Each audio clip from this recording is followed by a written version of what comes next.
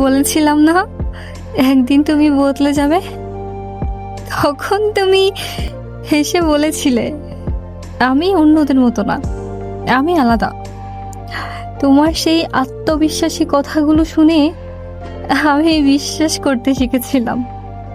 ভেবেছিলাম হয়তো এবার সত্যিই ব্যতিক্রম কিছু হবে, কিন্তু আজ বুঝি সবাই শুরুতে আলাদা হওয়ার গল্পটাই বলে।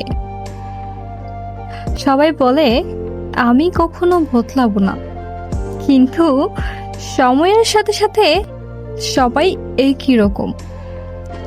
তুমিও গেলে না সেই নিয়মের বাইরে। একই অবহেলা, একই দূরত্ব, একই ব্যস্ততার অজুহাত, একইভাবে ধীরে ধীরে হারিয়ে যাওয়া। যে মানুষটা একটা সময় বলতো তোমাকে ছাড়া আমি কিছুই না, সে আজ এমন ভাবে কথার আঘাত করে যেন মনে হয় আমি কখনো তার কোনো আপনই ছিলাম না।